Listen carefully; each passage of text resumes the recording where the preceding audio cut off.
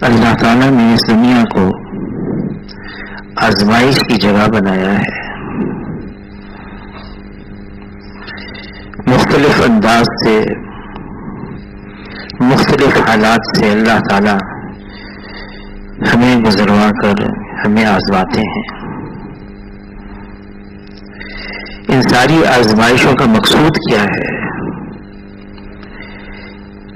ان ساری آزمائشوں کا مقصود اللہ کی طرف متوجہ رہنا اور اللہ کی معیت کو حاصل کرنا ہے.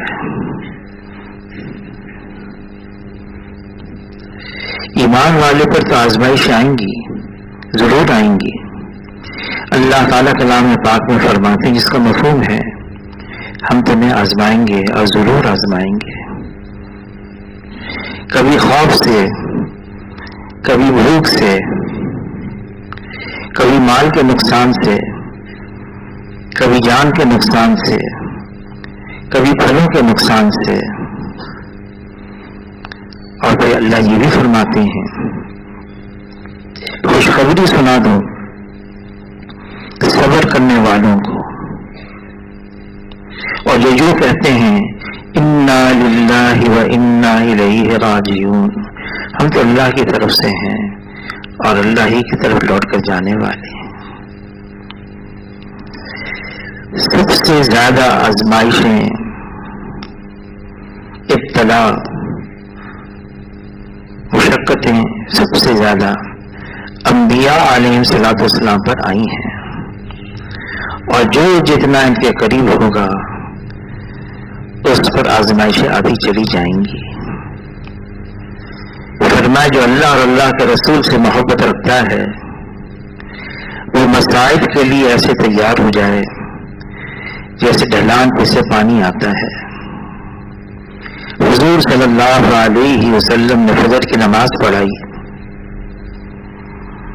ایک صحابی اٹھے وہاں سے، عشاء کی نماز کے بعد آئے، مٹھی بھر کھجورے لے کر آئے. عرض کیا اے اللہ کے رسول، میں نے فجر کی نماز آپ کے پیچھے پڑھی، میں نے آپ کے چہرے پر فاقے کے آثار دیکھے کہ کئی دنوں سے آپ نے کچھ کھایا نہیں. میں دن بھر آج مزدوری کرتا رہا، مزدوری میں نے یہ مٹھی بھر کھجوریں کمائی ہیں اور یہ آپ کے لیے ہیں. تو حضور صلی اللہ علیہ وسلم نے پوچھا تم کو مجھ سے محبت ہے؟ عرض کیا اللہ کے رسول بڑی محبت ہے. فرمایا پھر مصائب کے لیے تیار ہو جاؤ. فرمایا مصائب کے لیے تیار ہو جاؤ.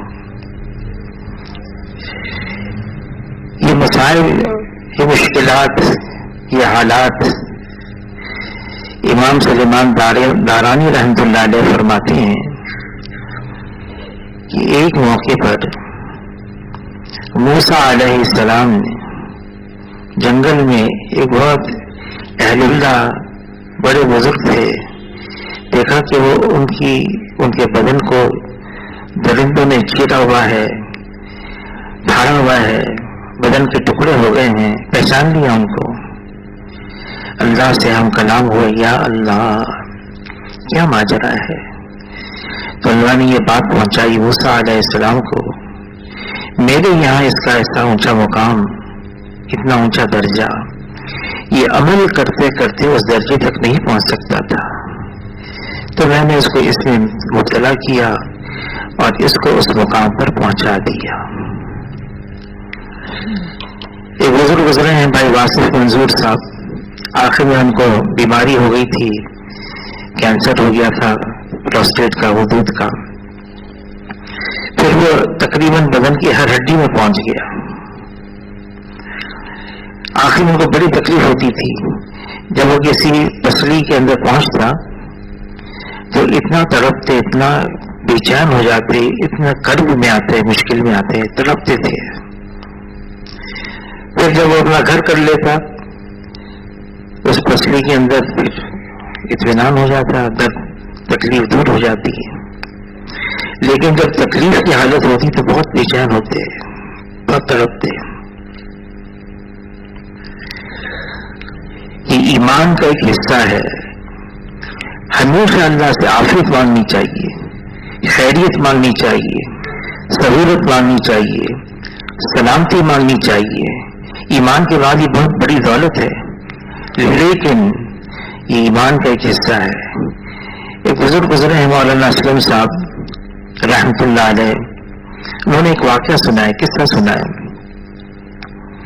اور واقعہ یہ سنا ہے کہ ایک صحابیاں تھیں اور صرف دین کی بنیاد پر انہوں نے ایک صحابی سے شادی کی, صرف دین کی بنیاد پر. حضور صلی اللہ علیہ وسلم نے فرمایا, جس کا مفہوم ہے آدمی جب نکاح کرتا ہے تو بعض لوگ مال کی وجہ سے کرتے ہیں, جیسے یہودیوں کا مزاج ہے. بعض لوگ حسن و جمال کی وجہ سے کرتے ہیں, نصرانیوں کا مزاج ہے. بعض لوگ حسب اور نسب کی وجہ سے کرتے ہیں. فرمایا تم دینداری کی وجہ سے کرنا. دینداری کو بنیاد بنا کے شادی کی, کوئی وقفہ گزرا, بڑی خدمت کی اپنے شوہر کی. شوہر ایک دن خوش ہو کر اپنی بیوی کی خدمت سے فرمانے لگے, مانگو کیا مانگتی ہو. خوش ہو گئے, بڑی خدمت کی. بیوی نے کہا میں طلاق مانگتی ہوں, اور شوہر کے پاؤں کے پہلے زمین نکل گئی. کیا وجہ ہوئی؟ کیا میں نے تم کو خوش نہیں رکھا؟ مجھ سے خوش نہیں ہو؟ کہ نہیں, مجھ سے طلاق مانگتی ہوں. تو نبی تو مجھ سے کہا مانگو کیا مانگتی ہو, تو میں طلاق مانگتی ہوں. تو شوہر نے کہا اچھا ایسا کرو, یہ معاملہ حضور کی خدمت میں جا کے رکھتے ہیں, حضور صلی اللہ علیہ وسلم کے سامنے سارے حالات رکھیں گے, پھر جیسے حضور فرمائے. کہا یہ ٹھیک ہے. گھر سے چلے, میاں بیوی ہیں, حضور صلی اللہ علیہ وسلم کی خدمت میں مسئلہ رکھنے کے لیے چلے ہیں. راستے میں شوہر کو ٹھوکر لگی, گرے, چوٹ لگی, سر میں زخم ہوا, خون نکلنے لگا. بیوی نے کہا واپس چلو. شوہر نے کہا نہیں, مسئلہ حل کروائیں.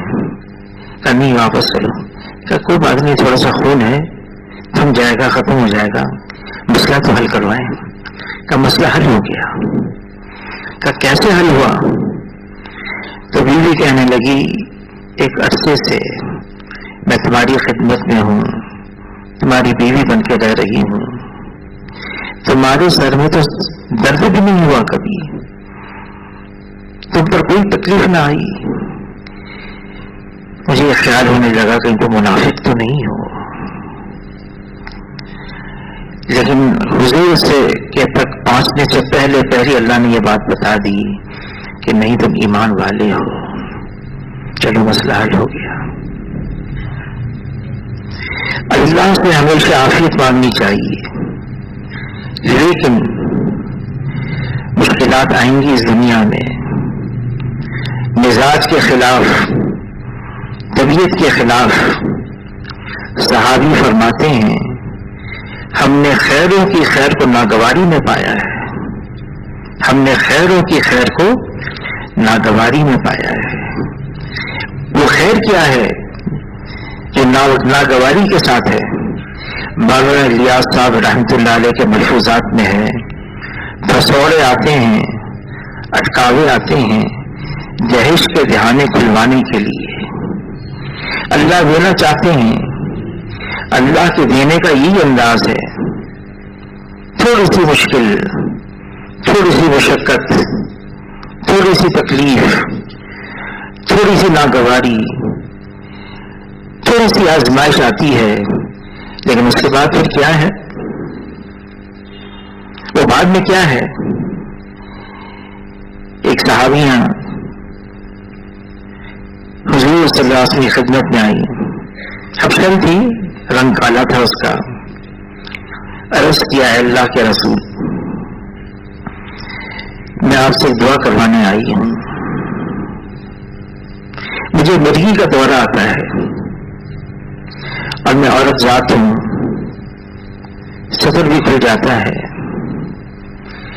میں اس لیے آئی ہوں آپ کی خدمت میں، آپ دعا کریں یہ دورہ ختم ہو جائے، یہ مرگی کا دورہ مجھ پر نہ آئے، یہ بیماری دور ہو جائے.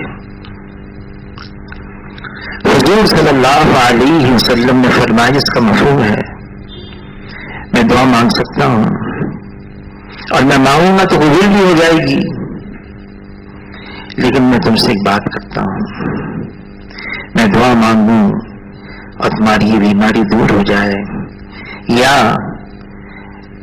تم اس بیماری پر صبر کرو اور اس کے بدلے میں اللہ تمہیں جنت عطا فرما دے. مجھے بتاؤ تم کیا چاہتی ہو؟ اب صحابہ اکرام رضوان اللہ علیہم اجمعین، مرد ہو یا عورت ہو، جوان ہو یا بوڑھا ہو، حضور کی صحبت یافتہ اس صحابیہ نے کہا اے اللہ کے رسول میں جنت مانگتی ہوں، میں صبر کر لوں گی، میں جنت مانگتی ہوں.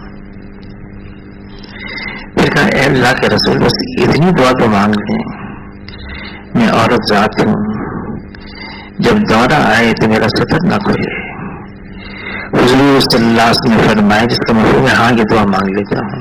دعا مانگی، اس کے بعد جب بھی اس پر مرگی کا دورہ آیا اس کا صدر کبھی بھی نہیں کھلا. کیا ترغیب ہے، دنیا کے اندر صبر کرو، حالات آئیں گے، مشکلات آئیں گی، ناگواریاں آئیں گی، اس کا حل بتایا صبر کر لو.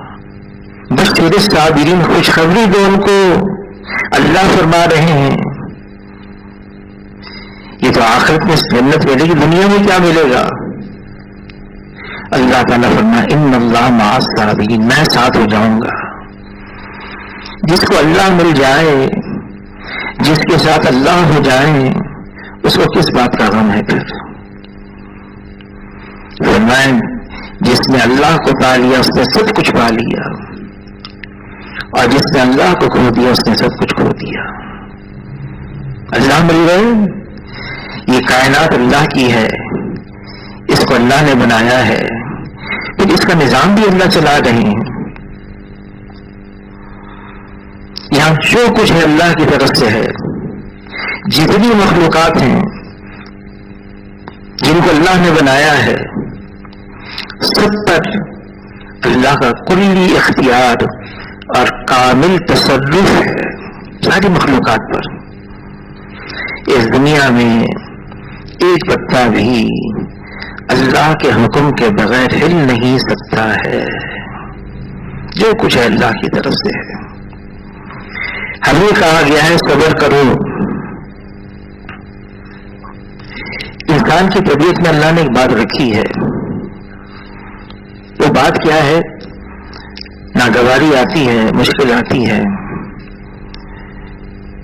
اس کا بدن، اس کا جسم اس کو سہ جاتا ہے، اس کو ضبط کر لیتا ہے. لیکن حضور صلی اللہ علیہ وسلم فرماتے ہیں اس کا مفہوم صبر تو اس وقت کا ہے جب یہ موقع آیا، جب یہ حادثہ پیش آیا، جب یہ واقعہ ہوا، جب اس پر ناگواری آئی، اس موقع کا ہے صبر. بعد میں تو طبعی طور سے وقت گزرنے کے ساتھ ساتھ اس کا اثر بھی ظاہر ہو جاتا ہے، آدمی کو صبر آ ہی جاتا ہے. اس موقع کا ہے صبر. شوہر کا انتقال ہو گیا، بہت پریشانی، بے چینی، اضطراب. حضور صلی اللہ علیہ وسلم تشریف لائے، تسلی دی، صبر کی تلقین کی، عرض کیا اے اللہ کے رسول صبر نہیں ہو رہا، پھر ترغیب دی صبر کرو. حضور صلی اللہ علیہ وسلم اپنے گھر تشریف لے آئے. کچھ دیر کے بعد وہ بھی گھر آئیں، عرض کیا اللہ کے رسول صبر آ گیا. فرمایا جس کا مفہوم ہے صبر تو اس وقت کا ہوتا ہے، صبر تو اس وقت کا ہوتا ہے. کیا کرے آدمی؟ ضبط کر لے، سہ جائے، اللہ کی طرف متوجہ ہو جائے، یہ اللہ کی طرف سے آیا ہے، یہ حال اللہ کی طرف سے آیا ہے، وَالْقَدْرِ خَيْرِهِ وَشَرِّهِ مِنَ اللَّهِ تَعَالَى، اللہ کی طرف سے آیا، اللہ کی طرف متوجہ ہو جائے، پھر اللہ سے دعا بھی مانگے، اے اللہ میرے لیے آسانی کر دے، میری اس مشکل کے وقت میں میری مدد فرما۔ جب آدمی اللہ سے دعا مانگتا ہے، متوجہ ہو جاتا ہے، پھر اللہ تعالیٰ اس کے اندر وہ حوصلہ بھی دے دیتے ہیں، یہاں صبر۔ مفتی شفیع صاحب رحمۃ اللہ نے لکھا ہے، صبر کی اقسام ہیں، ایک تو کوئی مصیبت آ گئی، پریشانی آ گئی، مشکل آ گئی، ایسے حالات پیش آ گئے ناگواری کے، اس پر صبر کرنا ہے۔ اور اللہ تعالیٰ فرماتے ہیں وَاسْتَعِینُوا بِالصَّبْرِ وَالصَّلَاةِ، اعانت حاصل کرو، مدد حاصل کرو، صبر کے ساتھ، نماز کے ساتھ۔ کسی کا انتقال ہو گیا، اب کیا کرنا ہے؟ عباس رضی اللہ تعالیٰ عنہ، ان کے ایک صاحبزادے، ان کو خبر ملی کہ آپ کے بھائی کا انتقال ہو گیا، سواری پر سوار تھے، نیچے اترے، باوضو تھے، نماز پڑھی، دعا مانگی، اور فرمایا میں نے وہ کیا جو حضور صلی اللہ علیہ وسلم نے فرمایا کرنے کو، کوئی مشکل آ جائے نماز پڑھو، اللہ کی طرف متوجہ ہو جاؤ۔ کوئی مصیبت آ گئی، اب آدمی کوئی ایسے الفاظ بھی ادا نہ کرے، اپنی زبان سے کوئی مصیبت آ جائے، بعض اوقات آدمی ایسا کچھ کہہ دیتا ہے کہ وہ کفر کے الفاظ ہوتے ہیں، اللہ ہم سب کی حفاظت فرمائے۔ بہت احتیاط کی ضرورت ہے، یہ اللہ کی طرف سے حال آیا ہے، ہمیں وہ کرنا ہے جو حضور صلی اللہ علیہ وسلم نے ہم سے فرمایا کرنے کو، یا خود کیا ہے۔ حضور صلی اللہ علیہ وسلم کی تقریباً ساری اولاد ان کے سامنے چلی گئی تھی، ہاں فاطمہ رضی اللہ تعالیٰ عنہ کے بعد اللہ نے ان کو بلایا، باقی تقریباً ساری اولاد اللہ نے ان کے سامنے لے لی۔ حضور صلی اللہ علیہ وسلم امت کے سامنے ایک نمونہ پیش کیا، صبر کرو، اللہ کی طرف متوجہ ہو جاؤ، مصیبت آ گئی۔ ایک قسم یہ ہے صبر کی، ایک قسم صبر کی یہ ہے آدمی کے اندر گناہ کا جذبہ پیدا ہو رہا ہے، اللہ کی نافرمانی کا، خواہشات کو پورا کرنے کا، جی چاہی کو پورا کرنا ہے، جی میں یہ بات آ رہی ہے، یہ گناہ ہے، خوب شدت سے تقاضا اٹھا ہے اندر، اب یہ گناہ سے اپنے آپ کو روکتا ہے، اللہ نے منع کیا ہے، اللہ کے رسول نے منع کیا ہے، جس شدت سے اندر سے تقاضا اٹھا ہے یہ اسی شدت سے اس کو روکتا ہے، دباتا ہے، یہ صبر ہے۔ صبر عن المعاصی، اور یہ صبر نفس کی مخالفت، نفس کا مجاہدہ۔ علی رضی اللہ تعالیٰ عنہ فرماتے ہیں نفس کی مخالفت کرنا یہ بہترین عبادتوں میں سے ایک عبادت ہے۔ نفس کی نہیں ماننی، میں نفس کی مخالفت کروں گا، یہ نفس امارہ ہے اندر جو بھاگتا ہے انسان کو گناہوں پر، نافرمانی پر، دوسروں کے ساتھ مقابلہ کرنے پر، انتقام لینے پر، حسد، بغض، یہ ساری چیزوں کو دبانا ہے۔ اور کیوں دبانا ہے؟ کہ اللہ اور اللہ کے رسول نے فرمایا اس کو دباؤ، اس سے بچو، اس سے روکو۔ اور اللہ نے کوئی ایسا حکم ہمیں نہیں دیا ہے جو ہمارے اختیار سے اوپر ہو یا باہر ہو یا اونچا ہو۔ اللہ نے جتنے میں احکامات دیے ہیں، حضور صلی اللہ علیہ وسلم کے جتنے طور طریقے ہیں، اللہ نے اس کی استعداد بھی ہمارے اندر رکھی ہے، وہ ہم کر سکتے ہیں۔ بس یہ ہے اس کو برے کار لے کر آنا ہے، اس کو اوپر لے کر آنا ہے، نفسانیت کو دبانا ہے۔ حضور صلی اللہ علیہ وسلم فرماتے ہیں، جس کا مفہوم ہے کوئی شخص اس وقت تک مسلمان ہو نہیں سکتا جب تک کہ اس کی خواہشات اس دین کے تابع نہ ہو جائے جس کو میں لے کر آیا ہوں۔ مسلمان ہونے کے لیے ضروری ہے اپنی منمانی کو روکا جائے، خواہشات کو دبایا جائے، بلکہ فرمایا من قال لا الہ الا اللہ مخلصا دخل الجنہ، جس نے اخلاص کے ساتھ لا الہ الا اللہ کا اقرار کر لیا جنت میں جائے گا۔ صحابہ نے پوچھا کہ وما اخلاص ہوا، کلمے کا اخلاص کیا ہے؟ فرمایا اللہ کی حرام کردہ چیزوں سے آدمی روک لے اپنے آپ کو، بچ جائے، اپنے کو روکے، یہ صبر ہے۔ ایک تیسری قسم کا بھی صبر ہے، وہ صبر کیا ہے؟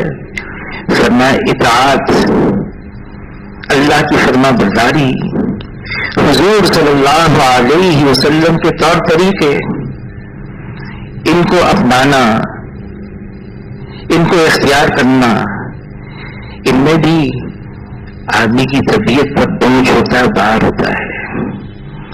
مثال کے طور پر بعض کے لیے فجر کی نماز پڑھنا بہت مشکل ہے، نیند اتنی پیاری ہے، سردی کا زمانہ ہے، گرم بستر ہے، لحاف ہے، رضائی ہے، کمبل ہے، اب حکم آ گیا اللہ کا نماز پڑھنی ہے، جی کے خلاف کرنا ہے،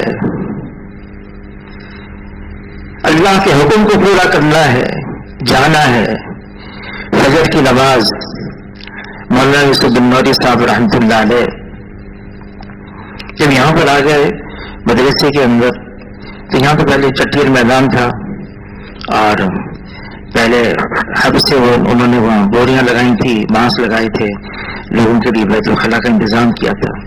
یہاں پر انہوں نے وہی بانس لے کر آ گئے، ٹاٹ کے کپڑا لے کر آ گئے، قادیانی کی ٹرے رکھنی تھی، سیوری سسٹم تو تھا نہیں، تو وہ تہجد کے وقت اٹھتے مولانا یوسف بن نوری صاحب رحمۃ اللہ علیہ، اور ساری جتنی ٹرے تھی ان کو خالی کرتے ایک بوری کے اندر۔ پھر یہاں علامہ اقبال لائبریری ہے، وہاں پر ایک کچرا کنڈی تھی، تو وہاں جاتے اور ساری بوری کو وہاں پر پھینک کر آتے، پھر گھر جاتے، نہا دھو کر صاف کپڑے پہنتے، پھر ان کے ہاتھ میں چھڑی ہوتی، پھر طلبا تھے وہ بھی سیدھے سادھے بوریاں لگا ہوا تھا، اس پر رسوئی ہوتے تھے، اور ان کو اٹھاتے فجر کی نماز کے لیے۔ اور فجر کی نماز کے لیے ان کا طریقہ کیا تھا اٹھانے کا؟ اپنی چھڑی یوں دکھاتے، مارتے نہیں تھے، دکھاتے ڈراتے تھے، اٹھو۔ اور وہ ویسے ان کا روگ بہت تھا، سارے طلبا جلدی جلدی اٹھ کر اور وہ مسجد میں جاتے، خود فجر کی نماز کے لیے طلبا کو اٹھاتے تھے۔ عمر رضی اللہ تعالیٰ عنہ امیر المومنین بن گئے، خلیفہ وقت ہیں، فجر کی نماز پڑھاتے، اور نماز پڑھانے کے بعد پھر دیکھتے کون آیا ہے کون نہیں آیا۔ عمر رضی اللہ عنہ کے نزدیک سارے گورنروں کے نام ایک پیغام بھیجا، میرے نزدیک سب سے محترم بشان چیز نماز ہے۔ حضور صلی اللہ علیہ وسلم نے فرمایا جس نے نماز کو قائم کیا اس نے سارے دین کو قائم کیا، جس نے نماز کو گرا دیا اس نے سارے دین کو گرا دیا۔ عمر رضی اللہ تعالیٰ دیکھا کون نہیں ہے، جوان صحابی سلمان دیکھا نہیں ہے، گھر پہنچ گئے، ان کی والدہ کہاں بھائی سلمان؟ کہ ساری رات نوافل پڑھتے رہے، عبادت کرتے رہے ساری رات، صبح کے وقت آنکھ لگ گئی۔ فرمایا جس کا مفہوم ہے عمر رضی اللہ تعالیٰ عنہ نے میں ساری رات سوتا رہوں اور فجر میں مسجد میں جا کر جماعت کے ساتھ شریک ہوں، یہ زیادہ مجھے بہتر پسند ہے۔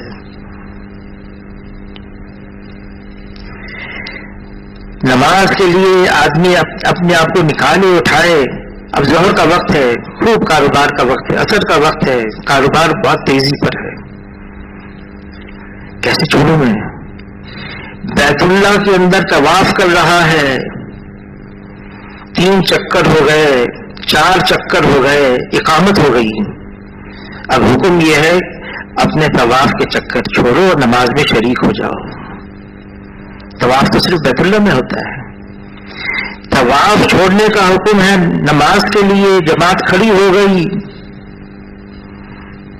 تو جب کاروبار کر رہے ہیں، کسی اور کام کے اندر مصروف ہیں، نماز کا وقت ہو گیا، اقامت ہو رہی ہے، اب تو چھوڑنا ہی ہے اور نماز میں شریک ہونا ہے۔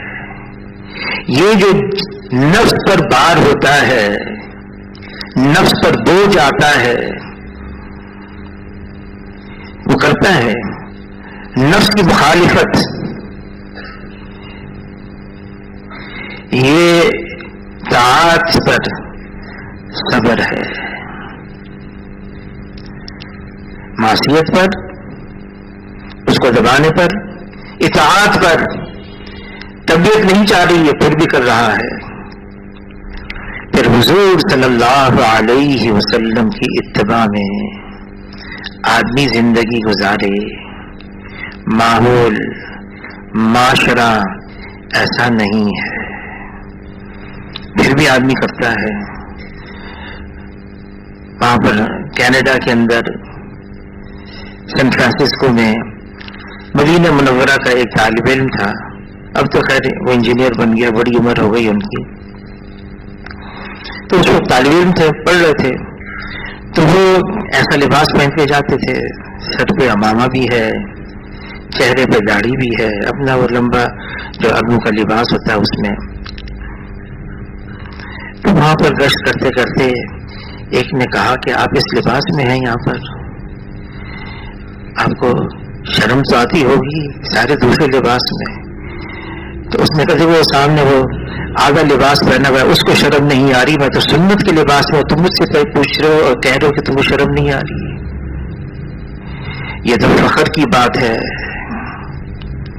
اللہ نے حضور کی اتباع میں زندگی گزارنے کی توفیق دے دی، ہمارا کیا کمال ہے اس میں؟ آدمی صبر کرے، صبر ایک ایسا ہتھیار ہے جس کو اس پر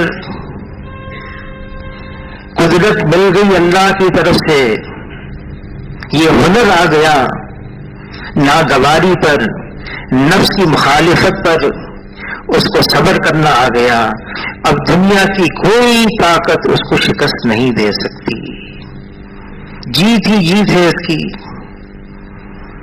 اس کو صبر کرنا آ گیا۔ صبر کہاں سے ملے گا؟ جب آدمی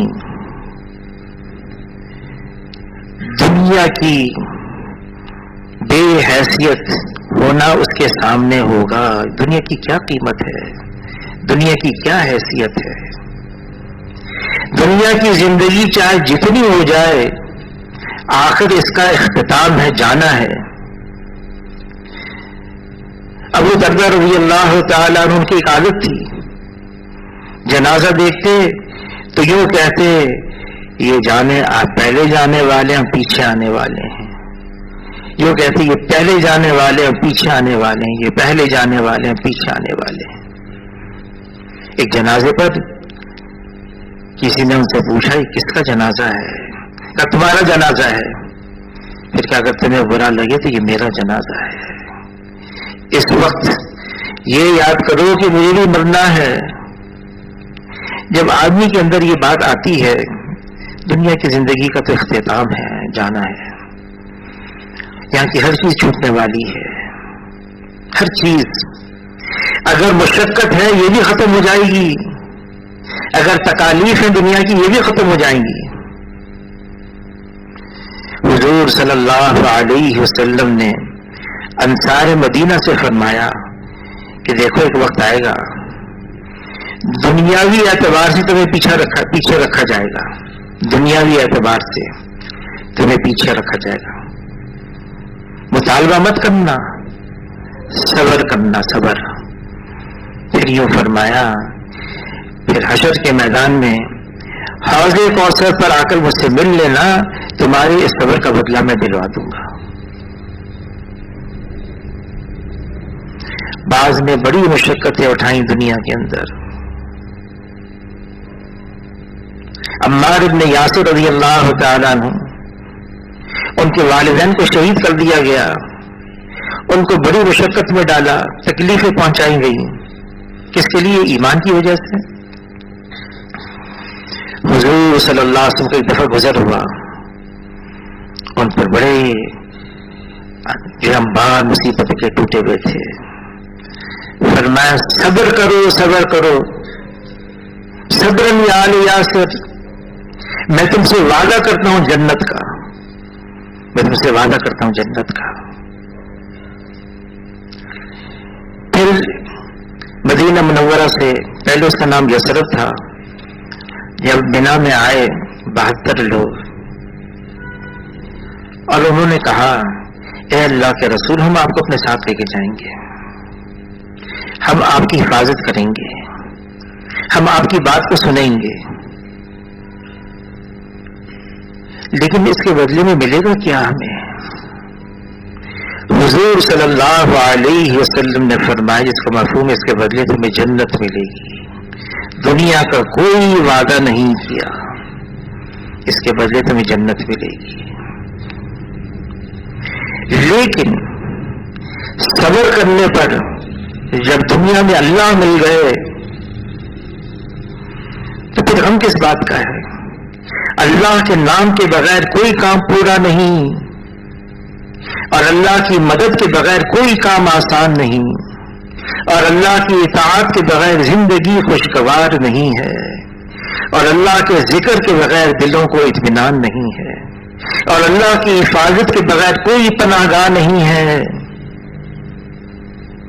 ہم دنیا میں سوچیں، اللہ تعالیٰ کلام پاک میں فرما رہے ہیں وَمَنْ أَعْرَضَ عَنْ ذِكْرِي فَإِنَّ لَهُ مَعِيشَةً ضَنْكًا۔ دنیا میں تم اللہ کو چھوڑ کر زندگی گزارو، مال بھی ہے، نقشے بھی ہیں، چیزیں بھی ہیں، عہدے بھی ہیں، منصب بھی ہے، ہر خواہش کے پورا کرنا بھی ہے، اللہ نہیں ہے تو اللہ کیا فرمانا ہے؟ زندگی پریشانی والی ہوگی، زندگی مصیبت والی ہوگی، زندگی تنگ ہو جائے گی، ظاہری اسباب سب کچھ ہیں، اللہ نہیں ہے، زندگی تنگ ہے۔ یہ کون نظام چلا رہا ہے؟ اللہ کے علاوہ کون ہے؟ ہم خود سوچیں، وہ کون ہے جو ہماری مصیبت کو عافیت سے بدلتا ہے؟ وہ تو اللہ ہے۔ وہ کون ہے جو ہماری بیماری کو صحت سے بدلتا ہے؟ وہ اللہ ہے۔ وہ کون ہے جو نیکی کرنے والے کو اچھا بدلہ دیتا ہے؟ وہ اللہ ہے۔ وہ کون ہے جو توبہ کرنے والے کی توبہ قبول کرتا ہے؟ وہ اللہ ہے۔ قبضہ تو اللہ کا ہے، فیصلہ اللہ کا ہے، حکم اللہ کا ہے، غلبہ اللہ کا ہے۔ جب سارا نظام اللہ کے قبضے قدرت میں ہے تو اپنی خواہشات کو، اپنے تقاضوں کو، اپنی نفسانی ضروریات کو قربان کر کے آدمی اللہ کی منشا کو سامنے رکھ کر، مرضی کو سامنے رکھ کر، احکامات کو سامنے رکھ کر زندگی گزارے، خوشگوار ہو جائے گی زندگی۔ ورنہ کیا ہے؟ زندگی بہت پریشان کن ہوگی۔ جب کوئی حالات آتے ہیں نا، حالات ناسازگار حال آ گیا، اگر اس سے مصیبت بڑھ رہی ہے، اس سے پریشانی اور اس میں اضافہ ہو رہا ہے، تو سمجھ لو یہ کسی گناہ کی وجہ سے ہے۔ اگر کوئی حال آیا ہے ناسازگار حال آ گیا، اس سے اللہ کی طرف ہم متوجہ ہو رہے ہیں، رجوع اللہ پیدا ہو رہا ہے، تو سمجھ لو یہ اللہ کی طرف سے کوئی ابتلا ہے، آزمائش ہے، اور اللہ تعالی ہمیں اپنی طرف متوجہ کرنا چاہتے ہیں۔ اللہ ہمیں اپنی طرف متوجہ کرنا چاہتے ہیں، اور اللہ یہ فرما رہے ہیں کلام پاک میں دنیا میں چھوٹی چھوٹی مشکلات بھیجتا ہوں تاکہ تم اللہ کی طرف رجوع کرو، متوجہ ہو جاؤ، اللہ سے مانگو، نافرمانی اللہ کی چھوڑ دو۔ جب آدمی گناہ کرتا ہے تو ظاہر اس گناہ کی وجہ سے اللہ کی سے دوری پیدا ہو جاتی ہے۔ جب انسان کوئی اللہ کی نافرمانی کرتا ہے، اللہ اور بندے کے درمیان کوئی پردہ آ جاتا ہے، لیکن اللہ پھر بھی نہیں چھوڑتے۔ یہ نہیں کہ چل جاؤ، تمہاری جہاں تم جانا چاہو چلے جاؤ، ایسا نہیں ہے۔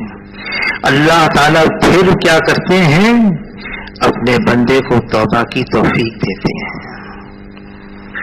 اندر ایک جذبہ پیدا کرتے ہیں، میں نے غلط کیا۔ یہ نفس لوامہ جس کی اللہ نے قسم کھائی ہے کلام پاک میں، وہ نفس لوامہ کیا ہے؟ جب نفس اندر سے تقاضا کرتا ہے، غلط مشورہ دیتا ہے، گناہ کی طرف راغب کرتا ہے، ہو بھی جاتا ہے، اس کو افسوس ہوتا ہے، شرمندگی ہوتی ہے، ندامت ہوتی ہے، یہ ملامت کرتا ہے اپنے آپ کو، میں نے کیوں کیا؟ اس کی اللہ نے قسم کھائی ہے، یہ نفس لوامہ۔ حاجی صاحب فرمانے لگے، حاجی عبدالوہاب صاحب مرحوم رحمۃ اللہ علیہ فرمانے لگے، جب آدمی سے گناہ ہوتا ہے، توبہ کرتا ہے نا، پھر اللہ اس کی توبہ قبول بھی کرتے ہیں، پھر اس کو گناہ ہو جاتا ہے، پھر توبہ کرتا ہے، پھر گناہ ہوتا ہے، پھر توبہ کرتا ہے۔ فرمایا حاجی صاحب نے، یہ بھی ولایت کا ایک درجہ ہے، اس کو اواب کہتے ہیں، یہ اوابین میں سے ہے۔ حدیث پاک کا مفہوم ہے، اگر اس زمین پر گناہ کرنے والے ختم ہو جائیں، اللہ کی نافرمانی کرنے والے ختم ہو جائیں، اللہ ایسی قوم کو پیدا کریں جو گناہ کر کے توبہ کرے، اللہ سے معافی مانگے۔ اس میں گناہ کرنے کی ترغیب نہیں ہے، اس میں توبہ کرنے کی ترغیب ہے۔ رجوع کرو اللہ کے سامنے، معافی مانگو، توبہ کرو، چاہے کیسے ہو۔ اگر تم یہ کہتے ہو میں نے تو کئی دفعہ توبہ کر لی ہے، ہر دفعہ میں اس کو توڑ دیتا ہوں، میں نے بہت دفعہ کی ہے، اللہ کے دربار میں نا امیدی نہیں ہے، مایوسی نہیں ہے۔ یہ مایوسی، نا امیدی، مولانا یوسف صاحب رحمۃ اللہ علیہ کے ملفوظات میں، یہ مایوسی کفر ہے۔ کسی نے کہا بازا بازا ہراچ ہستی بازا، گر کافروں کا روپ پرستی بازا۔ تم کوئی ہو، کیسے ہو؟ تم پھر بھی توبہ کر لو، پھر اللہ سے معافی مانگو۔ این در گئے ماں در گئے نومیدی نیست، اللہ کے دربار میں نومیدی ہے ہی نہیں۔ گر صد بار توبہ شکستی بازا، تم کہتے ہو میں نے 100 دفعہ توبہ کر کے اس کو توڑ دیا، پھر توبہ کرو، پھر ایسے ہو جاؤ گے جیسے تم نے کوئی گناہ کیا ہی نہیں۔ حدیث پاک کا مفہوم ہے، جو واقعی سچے دل سے توبہ کرتا ہے، دل سے نادم ہو جاتا ہے، سچے دل سے، وہ ایسا بن جاتا ہے جیسے اس نے کیا ہی نہیں، اس سے گناہ ہوا ہی نہیں۔ مثال دی، پیالی ہے، پیالی ٹوٹ جاتی نا، تو پہلے اس میں جوڑ لگاتے تھے، جوڑ لگا دیا سلیس ہے یا کوئی اور چیز، تو نشانی نظر آتی تھی، یہ ٹوٹی پیالی اس کو جوڑا ہے۔ جب گناہ کر کے آدمی توبہ کرتا ہے، وہ نشانی کو بھی اللہ مٹا دیتے ہیں۔ جن فرشتوں نے لکھا اسے بھلا دیتے ہیں، جس پر لکھا گیا اس کی نشانی مٹا دیتے ہیں، وہ ایسا ہو جاتا جیسے کیا ہی نہیں۔ بس یہ ہے آدمی تقاضا اٹھے اندر سے، اس کو دبائے، اپنے آپ کو ڈھیلا نہ چھوڑے۔ میں مجبور ہوں کیا نہیں، ایسی بات نہیں ہے۔ اللہ نے ہمیں مجبور بنایا نہیں، اس اعتبار سے اتنا وزن رکھ دیا کہ وہ اٹھا نہ سکیں، ایسا نہیں ہے۔ اتنا ہی بوجھ رکھا ہے جتنا اٹھا سکتے ہیں۔ ہاں ہم کمزور ہیں، ضعیف ہیں، نفس ہے، شیطان بھی ہے۔ شیطان ناندہ درگاہ ہوا، ابلیس جاتے جاتے کہہ گیا اے اللہ آپ کی عزت کی قسم، آپ کے جلال کی قسم، میں آپ کے بندوں کو بہکاؤں گا، گمراہ کروں گا۔ اور اللہ نے بھی قسم کھا لی، میری عزت کی قسم، میرے جلال کی قسم، میرے بندے معافی مانگتے رہیں گے، میں ان کو معاف کرتا رہوں گا۔ ماحول بہت بگڑ گیا ہے، حالات ایسے ہو گئے ہیں، آلات ایسے آ گئے ہیں، لیکن اپنے آپ کو روکنا ہے، بچا کے رکھنا ہے۔ اللہ سے دعا بھی مانگنی ہے، مانگنا ہے اللہ سے۔ علی رضی اللہ تعالیٰ کو دعا سکھائی، مانگو اللہ سے، اللہم ارحمنی بترک المعاصی ابدا ما ابقیتنی، اے اللہ رحمت کی چادر مجھ پر ڈھانپ دے، میں ہمیشہ کے لیے گناہ کرنا چھوڑ دوں۔ ہم نفس کی مخالفت کرنا سیکھیں، پھر اس پر جو تلواریں چلتی ہیں نا اپنے اوپر، آرے چلتے ہیں، آرے، اس کو ضبط کرنا، اس کو صبر کرنا سیکھیں ہم، کہ ٹھیک ہے نفس پر بہت بوجھ آ گیا، نفس بہت دب گیا، اور نفس پر بہت وار آئے، کوئی بات نہیں، یہ وقت بھی گزر جائے گا، اور گزر رہا ہے، وقت میں ٹھہراؤ نہیں ہے، پھر تو اللہ کی یہاں حاضری ہے، پیشی ہے، حساب دینا ہوگا۔ بتاؤ کیسے گزاری زندگی کو، زندگی کے ایک ایک لمحے کا حساب، بلکہ اللہ تعالیٰ تو کتاب ہاتھ میں پکڑوا دیں گے، جاؤ تمہارا نامہ اعمال ہے، تمہارے ساری زندگی کا ریکارڈ ہے، یہ خود پڑھو اس کو اور اپنا محاسبہ خود کرو، پھر خود دیکھ لو کیا ہے۔ ہر ایک کو اپنے اپنے ہاتھ میں دے دیا جائے گا کتاب، یہ تمہارا ریکارڈ ہے، نامہ اعمال ہے، پڑھ لو اس کو۔ موقع آج ہے، اب موقع ہے، اب ہم کر سکتے ہیں، یہ موقع ایسا نہ ہو کہ ہاتھ سے نکل جائے۔ وقت گزر رہا ہے، تیزی سے گزر رہا ہے، ہمیں جو کچھ کرنا ابھی کرنا، ورنہ حشر کے میدان میں درخواست پیش کریں گے، اے اللہ ایک موقع اور دیا جائے، ہمیں لوٹا دیا جائے۔ اب کہ ہم تیاری کریں گے، اچھے عمل کر کے آئیں گے، ہم گناہوں سے اپنے آپ کو بچا کے رکھیں گے، ہمیں موقع دیا جائے۔ تو اللہ تعالیٰ فرمائیں گے پہلے بھی موقع ملا تھا، اگر ابھی بھی موقع ملے تو پھر وہی کرو گے جو پہلے کر کے آئے ہوں۔